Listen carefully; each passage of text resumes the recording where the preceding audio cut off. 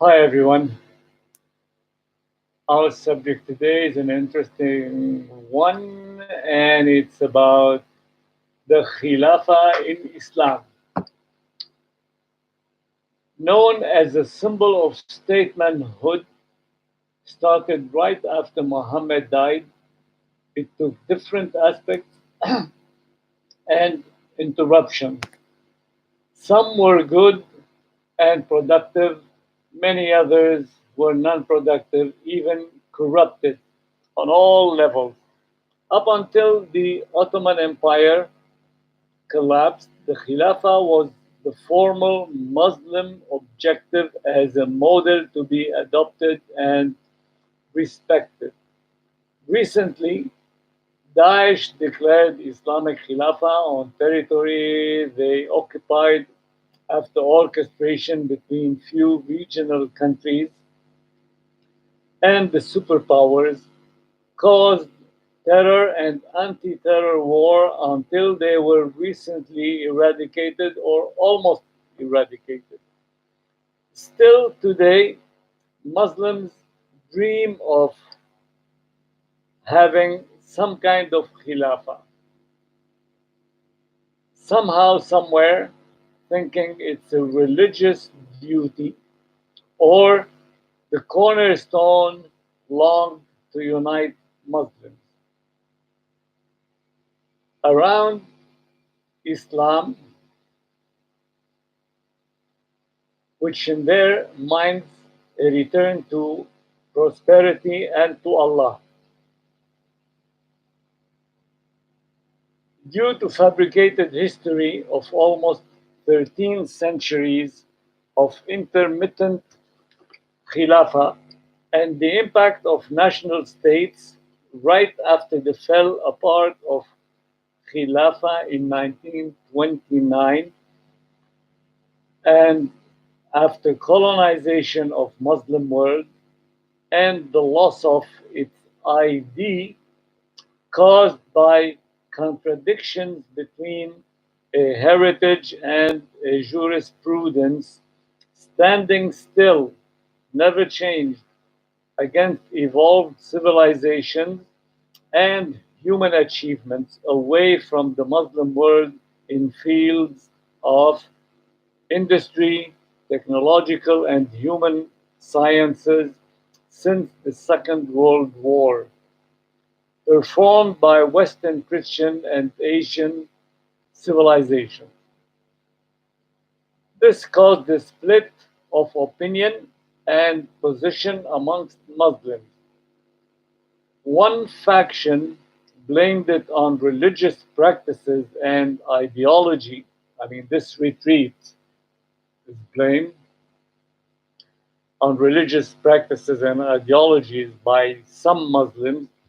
Another group of Muslims retreated back to the desert environment to revive a culture of usefulness, of uselessness, producing systems of prolonged, cruel, and unjust exercise of authority in aggression and extremism.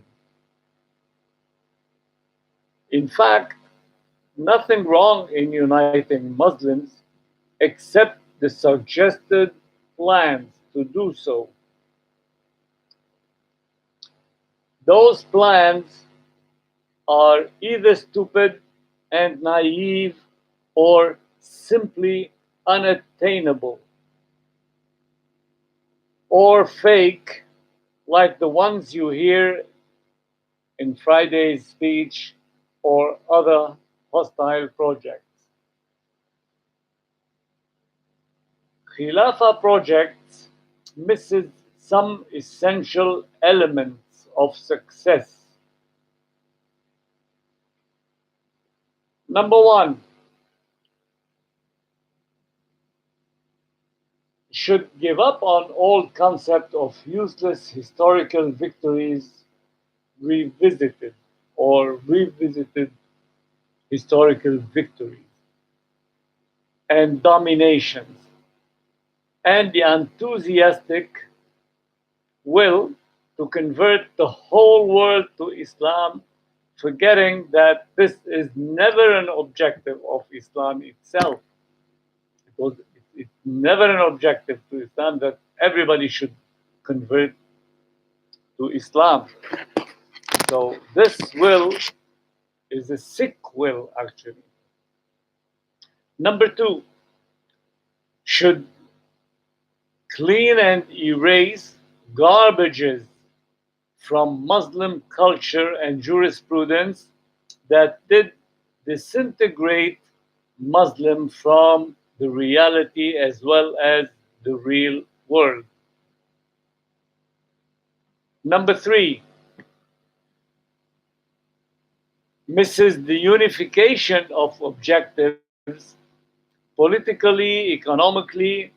Things like this cannot be achieved under Khilafa, which means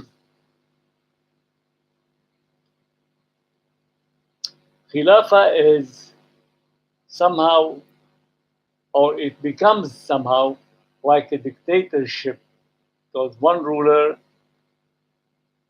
one last word, etc. So you cannot have an improvement in policy, in politics, in economy under Khilafa. Number four, should admit that Khilafa was nothing but a tribal authoritative system. Maybe it was okay for its time and not to modern era,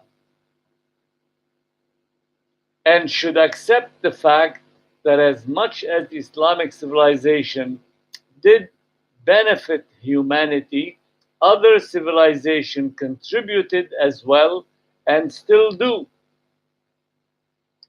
Islamic civilization stayed behind and did not board the train of progress and development, but instead Muslims preferred to live in the past, rejecting modernization and contribution in building the world with science, knowledge, and progressive tools and means of change.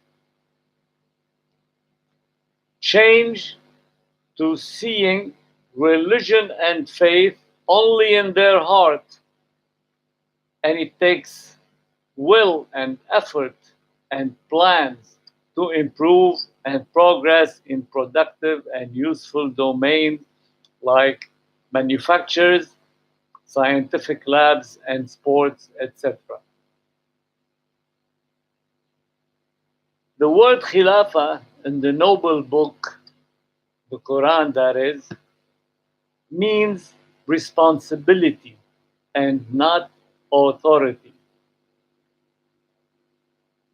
And it's entrusted mission upon mankind to manage things, to manage mankind, to manage life on earth, and so on. And in this sense, Allah said in verse 72 of Surah 33, indeed, we offered the trust, which is the responsibility. Indeed, we offered the trust to the heavens and the earth and the mountains, but they declined to bear it and feared it. But man undertook to bear it. Indeed, he was iniquitous and foolish. Defiantly, man said, yes, I can do it. And look how the world is today. Thank you.